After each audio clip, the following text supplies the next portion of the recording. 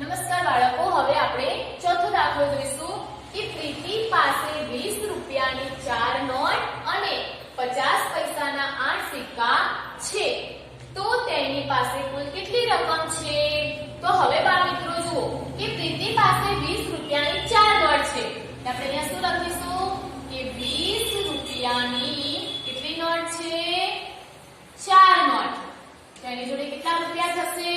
તો 2 ચોક 8, બરાબર, અને એક 0 છે એટલે એક 0 લગાવી દઈશું એટલે કેટલા રૂપિયા થયા? 80 રૂપિયા. જો 20 રૂપિયાની 4 નોટ એટલે 2 ચોક 8 અને એક 0 લગાવી દીધા એટલે 20 રૂપિયાની 4 નોટ હોય તો કેટલા રૂપિયા થાય? 80 રૂપિયા. પછી શું કીધું છે? 50 પૈસાના 8 સિક્કા. હવે અહીંયા પૈસા આપ્યા છે એટલે કે 50 પૈસાના કેટલા સિક્કા કીધા છે? 8 સિક્કા. તો કેટલા પૈસા થશે? તો 5 અઠ્ઠા 40. કેટલા થશે? 5 અઠ્ઠા 40 અને એક 0 લગાવી દો, બરાબર, એટલે કેટલા પૈસા થશે?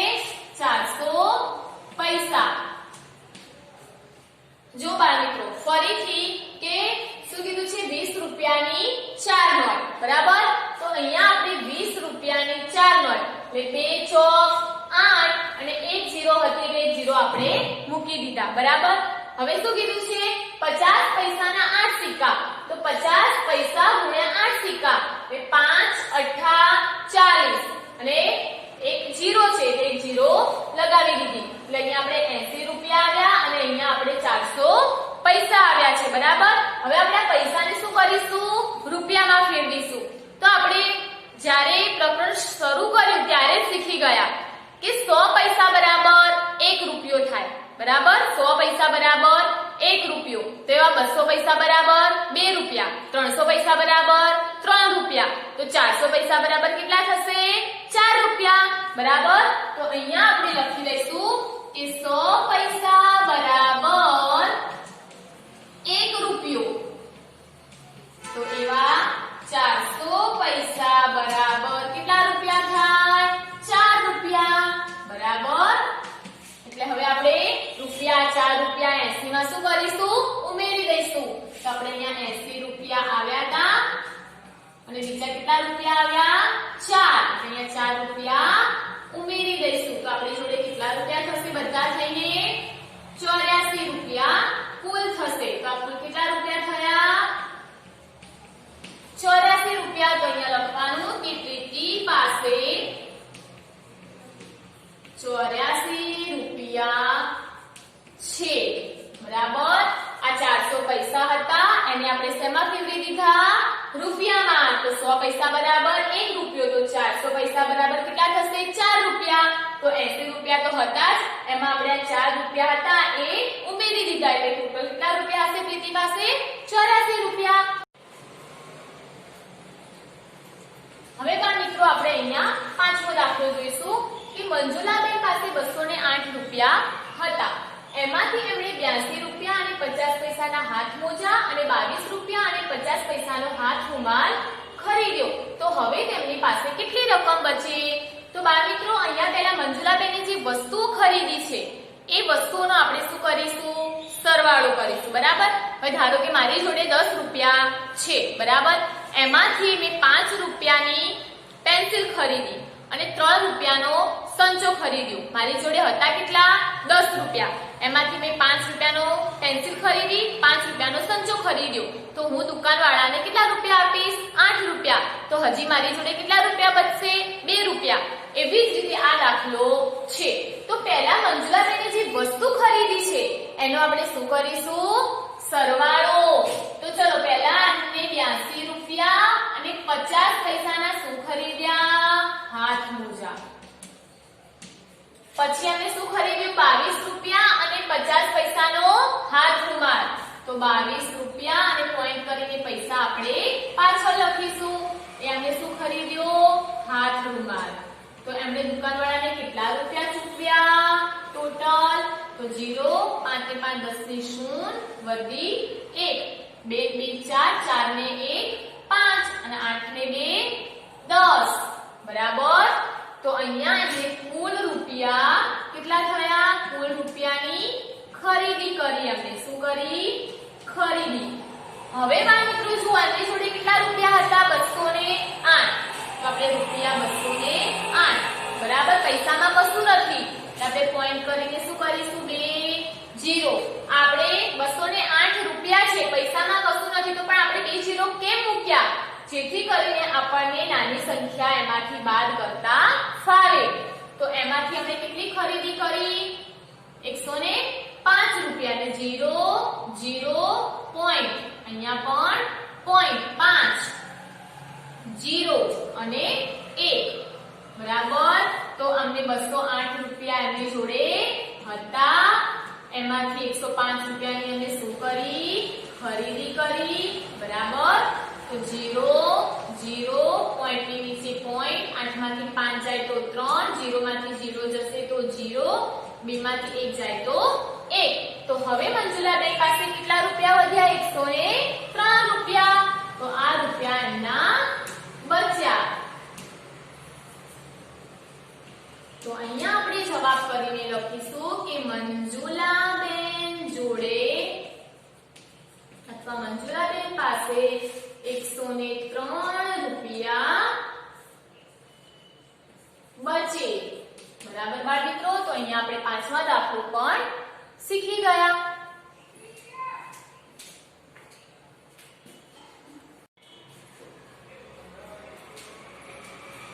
નમસ્તે બાળકો, અહીંયા આપણે હવે છઠ્ઠો દાખલો જોઈશું કે શાળાના ગણવેશ માટે હિના 450 રૂપિયાના બૂટ અને 17 રૂપિયા અને 50 પૈસાની રિબીન ખરીદે છે. જો તે વેપારીને 500 રૂપિયાની નોટ આપે તો વેપારી તેને કેટલી રકમ પાછી આપશે બરાબર. તો સૌપ્રથમ આપણે શું કરીશું કે હિનાએ જે વસ્તુઓ ખરીદી છે એનો આપણે સરવાળો કરીશું કે બે વસ્તુઓ ખરીદી છે તો એને કેટલા રૂપિયા થાય છે બરાબર. તો ચલો અહીંયા એને પહેલા 450 રૂપિયા અને પૈસામાં કઈ નથી આપણે ડબલ 0 મૂકીશું. એ 450 રૂપિયાને એના શું ખરીદ્યા બૂટ બરાબર. પછી શું ખરીદ્યું છે 17 રૂપિયા અને 50 પૈસાની રિબીન ખરીદે છે. આપણે પૈસાની નીચે 50 પૈસા મૂકીશું અને 17 રૂપિયા પાછળથી મૂકીશું. હંમેશા જ્યારે તમે નીચેની રકમ મૂકો ત્યારે એકમ બાજુથી મૂકતી જવાની બરાબર. હવે આ બંનેનો આપણે શું કરીશું સરવાળો. 17 રૂપિયા અને 50 પૈસાની એને શું ખરીદી રિબીન. તો 0 + 0 0 0 + 5 5 પોઈન્ટની નીચે પોઈન્ટ 0 + 7 બરાબર 7 5 ને 1 6 4 ના 4. આ 467 રૂપિયા અને 50 પૈસા એની શું થઈ કુલ ખરીદી અને કુલ વસ્તુઓ ખરીદી બરાબર. હવે શું કહે છે તે વેપારીને 500 રૂપિયાની નોટ આપે છે બરાબર. તેની જોડે 467 રૂપિયા છૂટા નથી એટલે વેપારીને 500 ની નોટ આપે છે. તો હવે વેપારી તેને કેટલી રકમ પાછી આપશે તો એના માટે આપણે શું કરવી પડે બાદબાકી. તો અહીંયા જુઓ એ 500 રૂપિયા બરાબર 500 રૂપિયા લખ્યા પછી આપણે અહીંયા પોઈન્ટ કરીને પૈસામાં ડબલ 0 લખીશું બરાબર. એટલે આ રૂપિયા વેપારીને આપ્યા બરાબર. 500 રૂપિયા વેપારીને આપ્યા પછી એની કુલ ખરીદી કેટલી થઈ 467 રૂપિયા અને 50 પૈસા જે આપણે પાછળથી મૂકીશું. એકમની નીચે એકમ, દશકની નીચે દશક, પોઈન્ટની નીચે પોઈન્ટ, પછી છે 7, પછી છે 6 અને પછી છે 4 બરાબર. હવે આ બંનેની શું કરીશું બાદબાકી. આ આટલા રૂપિયાને શું કરી ખરીદી કરી. તો હવે વેપારી તને કેટલા રૂપિયા પાછા આપશે બરાબર. તો જો 0 માંથી 0 જાય તો 0 0 માંથી 5 ના જાય એટલે અહીંયા 10. હવે જો અહીંયા દસકો લીધો છે અહીંયા 0 છે એટલે આપણે શું મૂકીશું 9. પાછા એની જોડે પણ 0 છે એટલે આપણે શું મૂકીશું 9 અને અહીંયા 5 ની ઉપર 4. હવે જો 10 માંથી 5 જાય તો 5 પોઈન્ટ ની નીચે પોઈન્ટ 9 માંથી 7 કાઢો તો 1 2 3 4 5 6 અને 7 તો કેટલા વધ્યા 2 અને 9 માંથી 6 જાય તો 3 4 માંથી 4 જશે તો 0 કેટલા રૂપિયા પાછા આપશે? 32 રૂપિયા અને 50 પૈસા. જો બા મિત્રો પોઈન્ટ છે એટલે આ પોઈન્ટ પછી પૈસા હોય અને પોઈન્ટ આગળ રૂપિયા હોય એટલે 32 રૂપિયા અને 50 પૈસા વેપારી એ હિનાને પાછા આપશે. તો અહીંયા આપણે જવાબ કરીને લખીશું કે વેપારી 32 રૂપિયા અને 50 પૈસા પાછા આપશે. બરાબર. હવે છે 7મો દાખલો કે પ્રવીણની બચત પેટીમાંથી 458 રૂપિયા અને 50 પૈસા અને મિતાલીની બચત પેટીમાંથી કેટલા રૂપિયા? 541 રૂપિયા અને 50 પૈસા હતા. અને પ્રવીણની બચત પેટીમાં 458 રૂપિયા અને 50 પૈસા નીકળ્યા. બંને મળીને કુલ કેટલી બચત થઈ? બરાબર. હવે ચલો મેં 10 રૂપિયા ભેગા કર્યા છે. બરાબર. અને મારી બેનપણી હોય, મારી મિત્ર હોય તો એને પણ 10 રૂપિયા એને 15 રૂપિયા ભેગા કર્યા. મારો જે ગલ્લો હોય એમાં મેં 10 રૂપિયા ભેગા કર્યા અને મારી ફ્રેન્ડ હતી એને 15 રૂપિયા ભેગા કર્યા. બરાબર. તો એના 15 રૂપિયા અને મારા 10 રૂપિયા. બરાબર. તો બંને થઈને કેટલી બચત કરી અમે? 25 રૂપિયાની. બરાબર. તો એવી જ રીતે આપણે આ પ્રવીણે અને મિતાલીએ બંને થઈને કુલ કેટલી બચત કરી છે એના માટે આપણે બંનેનું શું કરીશું? સરવાળો. તો ચાલો પહેલા છે 458 રૂપિયા અને 50 પૈસા. આપણે કેવી રીતે લખીશું? પોઈન્ટ કરીને પૈસા પાછળ. આપણને બચત કરી છે પ્રવીણની બચત. પછી છે 541 રૂપિયા અને 50 પૈસા. આ કોની બચત છે? મિતાલીની. કોની બચત છે? મિતાલીની બચત. તો બંને થઈને કુલ કેટલા રૂપિયા ભેગા થયા એ શોધવા માટે આપણે શું કરીશું? સરવાળો. 0 + 0 0 5 ને 5 10 ની 0 વધી 1 પોઈન્ટ ની નીચે પોઈન્ટ મૂકીશું. 8 ને 9 9 ને 1 10 એટલે 10 ની 0 વધી 1 5 ને 1 6 6 4 10 10 ની 0 વધી 1 5 ને 4 9 9 માં 1 ઉમેરીશું એટલે 10. તો અહીંયા બા મિત્રો બંને જણાએ થઈને કેટલા રૂપિયા બચાવ્યા? 1000 રૂપિયા. એકમ, દશક, સો અને હજાર. એટલે બંનેની બચત પેટી થઈ અને કેટલા રૂપિયા બચાવ્યા? બંને જણાએ ભેગા થઈને 1000 રૂપિયા. બરાબર. તો અહીંયા આપણે શું લખીશું? કુલ બચત. બરાબર. આ આપણે શું શોધી? કુલ બચત શોધાઈ ગઈ કે મળીને કુલ કેટલી બચત થઈ? તો આપણે શોધી દીધી કે 1000 રૂપિયા. પણ હજી તમને જવાબ માંગ્યો છે કે બંનેમાં કોણે કેટલી વધુ રકમની બચત કરી? ચલો હવે આ પ્રવીણે બચત કરી 458 રૂપિયા અને 50 પૈસાની. મિતાલીએ કેટલી બચત કરી? 541 રૂપિયા અને 50. તો કોણે વધુ બચત કરી? મિતાલીએ. બરાબર. એ તો આપણને ખ્યાલ આવી ગયો, પણ કેટલી વધુ કરી આના કરતા? એના માટે આપણે શું કરવી પડે? બાદબાકી. તો ચાલો બાદબાકી કરતી વખતે શું ધ્યાન રાખવાનું? કે મોટી રકમમાંથી નાની રકમ બાદ થાય. તો અહીંયા મોટી રકમ કઈ છે? 451 રૂપિયા 50 પૈસા અને આ 458 રૂપિયા અને 50 પૈસા. આ કોની બચત છે? મિતાલીની. પછી નીચે કોની બચત છે? પ્રવીણની. તો ચલો બાર મિત્રો કોણે વધુ બચત કરી છે? મિતાલીએ. તો ખ્યાલ આવી ગયો. પણ કેટલી? તો 0 માંથી 0 જાય તો 0, 5 માંથી 5 જશે તો પણ 0. હવે 1 માંથી 8 ના જાય તો કેટલા આવશે?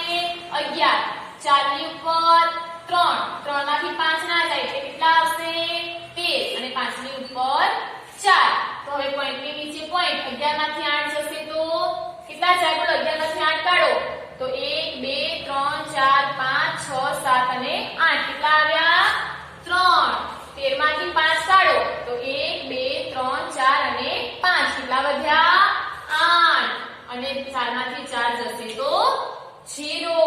તો આટલી રૂપિયા બચત વધુ થઈ. પણ કોની? તો કોની? મિતાલીની વધારે છે. એટલે મિતાલીએ પ્રવીણ કરતા 83 રૂપિયા વધુ બચાવ્યા છે. એટલે આપણે અહીંયા જવાબ કરીને લખીશું કે મિતાલીની પ્રવીણની બચત કરતા 83 રૂપિયા વધુ છે. બરાબર બાળ મિત્રો? તો અહીંયા આપણે આ જવાબ કરીને લખ્યું છે. બરાબર કે મિતાલીની બચત પ્રવીણની બચત કરતા 83 રૂપિયા વધુ છે. તો બાળ મિત્રો અહીંયા આપણે છઠ્ઠો અને સાતમા દાખલાનો અહીંયા આપણે અભ્યાસ કરી ગયા.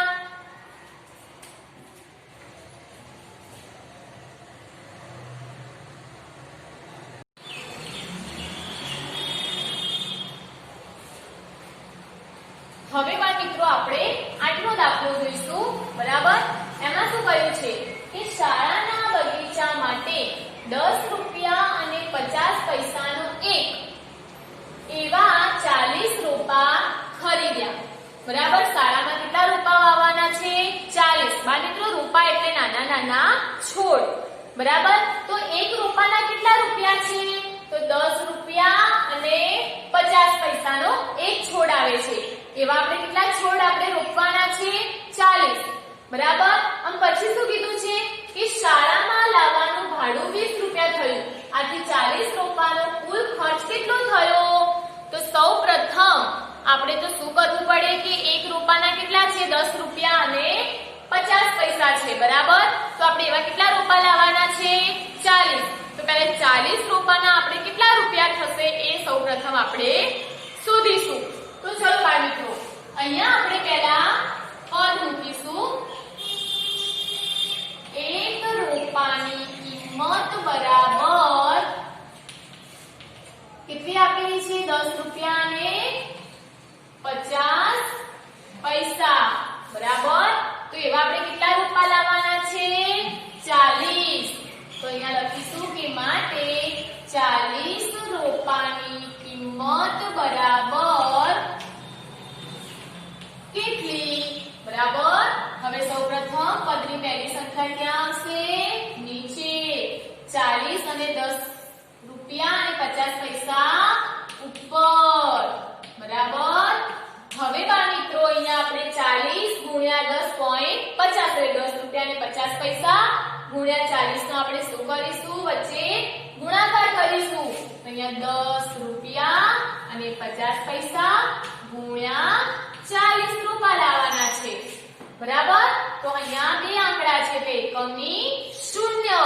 4 ને 0 વડે ગુણીશું તો 0. 4 પંચા 20 ની 0 વધી 2. હવે 4 ને 0 વડે ગુણીશું તો 0 આવશે. બરાબર? પણ 0 માં આપણે 2 વધી શું કરીશું? ઉમેરીશું. એટલે 2 ના 2 અને 4 એકા 4. બરાબર? હવે પાછી આ 0 ને 0 વડે ગુણીએ તો 0. 0 ને 5 વડે ગુણીએ તો પણ 0. 0 ને આ 0 વડે ગુણીશું તો 0 અને 0 ને 1 વડે ગુણીશું તો પણ 0. હવે આપણે અહીંયા શું કરીશું? સરવાળો. 0 વત્તા 0 0 0 વત્તા 0 0 0 વત્તા 0 0 અને 2 અને 0 વત્તા કેટલા થશે? 2 અને 4 ના 4. હવે શું કરવાનું બાળ મિત્રો? અહીંયા એકમ અને દશક પછી શું છે? પોઈન્ટ. આપણે રૂપિયા અને પૈસાને અલગ પાડીશું. એટલે જવાબમાં પણ આપણે બે આંકડા એકમ અને દશક પછી શું મૂકીશું બાળ મિત્રો? પોઈન્ટ. આપણે જોડે કેટલા રૂપિયા આવ્યા? 420 રૂપિયા. એટલે અહીંયા આપણે કેટલા મૂકીશું? 420 રૂપિયા. બરાબર? અને નીચે 1 છે. હવે આપણે 420 અને આ 1 ઉપર નીચે છે એટલે આપણે બંનેનો શું કરવાનો? ભાગાકાર. પણ આપણે નિયમ શીખી ગયા કે કોઈ પણ સંખ્યાને 1 વડે ભાગાકાર કરીએ તો એ સંખ્યા પોતે જ આવશે. એટલે આપણે જવાબ કેટલો આવશે? 420 રૂપિયા. બરાબર? હવે બાળ મિત્રો આપણે 40 રોપા ખરીદ્યા તો આપણે કેટલા રૂપિયા થયા? 420 રૂપિયા. પણ હજી શું કર્યું છે કે શાળામાં લાવવાનું ભાડું પાછું બીજું 20 રૂપિયા થયું. 420 રૂપિયાના તો આપણે શું લાવ્યા? છોડ લાવ્યા. અને હજુ આપણે રિક્ષામાંથી શાળા સુધી લાવ્યા એનું ભાડું કેટલું થયું? બીજા 20 રૂપિયા. તો ટોટલ આપણને એક છોડ કેટલામાં પડશે? તો એની પાછળ કુલ ખર્ચો કેટલો થયો એ આપણે અહીંયા શોધીશું. તો આપણે 440 રૂપિયાના શું લાવ્યા? રોપા લાવ્યા. બરાબર? પછી 20 રૂપિયા શું થયું બાળ મિત્રો? એનું ભાડું થયું. શું થયું? ભાડું. એટલે આપણને આ છોડ કેટલામાં પડશે? બધા રૂપિયા થઈને 4 4 ને 2 6 420 રૂપિયામાં લાવ્યા ને. 420 રૂપિયાના રોપા લાવ્યા અને 20 રૂપિયા ભાડું થયું. તો આપણે ટોટલ કેટલા રૂપિયા થયા? 440 રૂપિયા. તો એ 40 રોપાનો કુલ ખર્ચ કેટલો થાય? 440 રૂપિયા. એટલે આ આપણો કુલ ખર્ચ થયો. તો અહીંયા આપણે જવાબ કરીને લખીશું કે 40 રોપાનો કુલ ખર્ચ 440 રૂપિયા થાય. બરાબર બાળ મિત્રો? તો અહીંયા આપણે આ 8મા નંબરના દાખલાનો પણ અહીંયા આપણે અભ્યાસ કરી ગયા.